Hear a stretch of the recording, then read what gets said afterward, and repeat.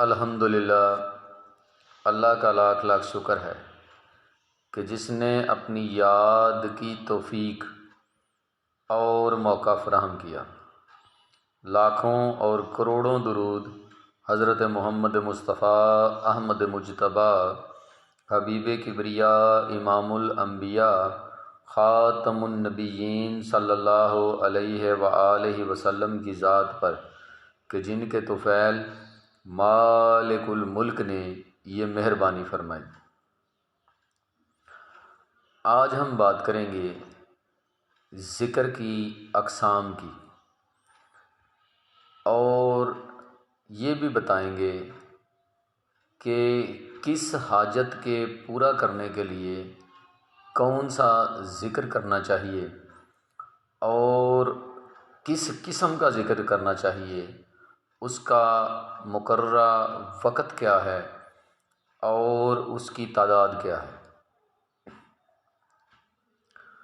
سب سے پہلے ہم بات کریں گے ذکر کی اقسام کی۔ تو ذکر جو ہیں وہ 4 قسم کے ہوتے ہیں۔ انہیں ذکر حاجات بھی کہتے ہیں۔ اس میں پہلی قسم جو ہے اسے یک ضربی ذکر کہا جاتا ہے، یعنی اس میں آپ نے ایک ضرب لگانی ہے تو یہ یک ضربی جو ذکر ہے وہ کہلائے گا۔ مثال کے طور پہ آپ اللہ اسم ذات کا ذکر کرتے ہیں، اگر آپ اسے یک ضربی طریقے سے کرنا چاہتے ہیں تو آپ ایک ہی ضرب لگائیں گے اور وہ ضرب اپنے قلب پہ لگائیں گے، اللہ،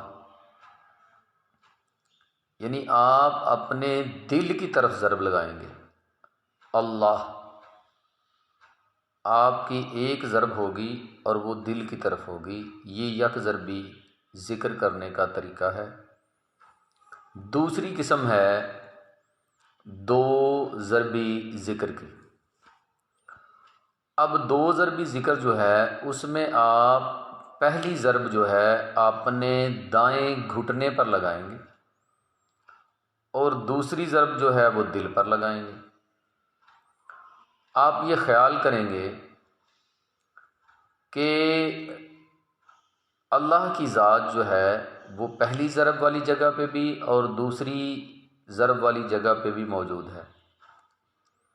جیسے آپ حق حق یا اللہ اللہ کی ضرب لگاتے ہیں تو پہلی ضرب جو ہے وہ آپ کی دائیں گھٹنے پہ ہوگی اور دوسری ضرب جو ہے وہ آپ کے دل پر ہوگی۔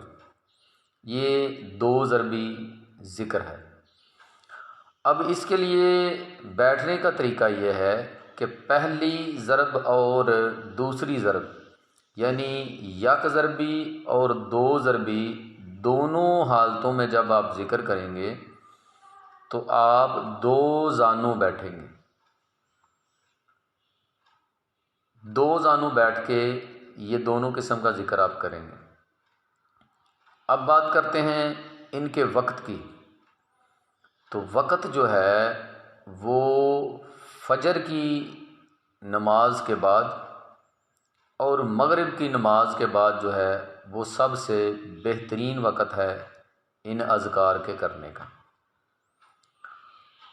اب اگر بات کرتے ہیں 3 ضربی یعنی 3 ضربی ذکر کی، تو اس کا طریقہ یہ ہے کہ آپ پہلی ضرب جو ہے وہ دائیں گھٹنے پہ لگائیں گے، دوسری ضرب جو ہے وہ بائیں گھٹنے پہ لگائیں گے اور تیسری ضرب جو ہے وہ دل پر لگائیں گے۔ اور اگر بات کریں 4 ضربی ذکر کی تو اس کے لیے آپ پہلی ضرب جو ہے وہ دائیں گھٹنے پہ لگائیں گے، دوسری جو ہے وہ بائیں گھٹنے پہ لگائیں گے، تیسری جو ہے اپنے سامنے لگائیں گے اور چوتھی جو ہے وہ اپنے دل پر لگائیں گے۔ اس طرح 4 ضربی جو ہے وہ آپ کا ذکر مکمل ہوگا۔ اب 6 ضربی اور 4 ضربی ذکر کے بیٹھنے کا طریقہ یہ ہے کہ اب آپ نے 4 پہلو بیٹھنا ہے مربع شکل میں۔ پہلے 2 جو قسمیں ہیں 1 ضربی اور 2 ضربی، اس کے لیے آپ 2 زانوں بیٹھیں گے۔ 6 ضربی اور 4 ضربی ذکر کے لیے آپ 4 زانوں بیٹھیں گے۔ وقت دونوں قسم کے ذکر کے لیے کہ آپ 2 زانوں بیٹھے ہیں تو 1 ضربی اور 2 ضربی ذکر کے لیے، اور اگر آپ 4 زانوں بیٹھے ہیں 6 ضربی اور 4 ضربی ذکر کے لیے، اگر وقت کی بات ہے تو وقت بہترین جو ہے وہ فجر کی نماز کے بعد یا مغرب کی نماز کے بعد کا ہے۔ اب کون سے اسم جو ہیں ان کا ذکر کرنا ہے، اس پر بات کریں گے۔ اللہ تبارک و تعالیٰ کے 99 نام جو ہیں، آپ ان میں سے اپنی حاجت کے مطابق کوئی بھی ذکر جو ہے کسی بھی نام کا آپ کر سکتے ہیں۔ ہمارے سلسلہ میں اس کی اجازت ہے، اور میری طرف سے بھی تمام ماننے والوں کو اور مریدین کو اجازت ہے، وہ یہ ذکر کر سکتے ہیں۔ 1 ضربی بھی، 2 ضربی بھی، 6 ضربی بھی اور 4 ضربی بھی۔ اب مثال کے طور پر اگر کوئی شخص ہے وہ بیمار ہے، وہ چاہتا ہے کہ مجھے شفائے کلی نصیب ہو، تو اس کے لیے وہ یا شافی جو نام ہے اللہ تبارک و تعالیٰ کی ذات شفا دینے والی ہے، اس کا ذکر کرے گا، اور اس کی قسم ہوگی 4 ضربی، اور اس کی تعداد جو ہے ہر ایک کی وہ 1100 آپ نے مقرر کرنی ہے۔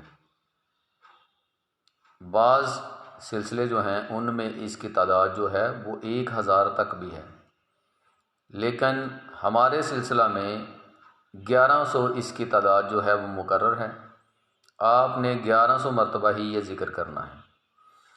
اگر کوئی شخص سمجھتا ہے کہ اس کے رزق میں تنگی ہے تو اس کے لیے وہ رزاق اسم جو ہے اللہ کا،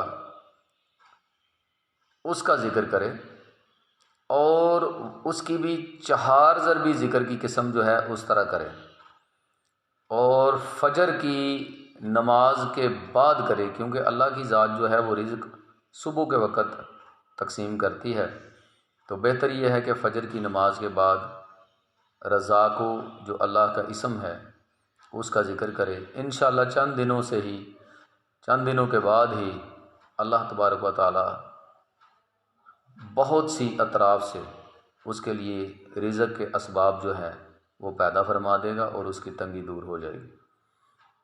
اسی طرح کوئی حفاظت کے لیے کرتا ہے تو یا حفیظ کا جو نام ہے اللہ کا، اس کا بھی 4 ضربی ذکر کرے۔ تو اللہ کے جو 99 نام ہیں ان میں ان کے معنی کے لحاظ سے اور اپنی حاجت کے لحاظ سے آپ کو میری طرف سے اجازت ہے، آپ جون سا بھی ذکر میں نے 4 قسمیں آپ کو بتا دی ہیں وہ آپ کر سکتے ہیں۔ امید ہے کہ آپ میری بات کو سمجھ گئے ہوں گے۔ اللہ تبارک و تعالی آپ کا حامی و ناصر ہو، اور آپ پر اپنا فضل اور کرم فرمائے، ہم سب کو اپنے مقربین میں شامل فرمائے۔ وما علینا الا البلاغ المبین۔ السلام علیکم۔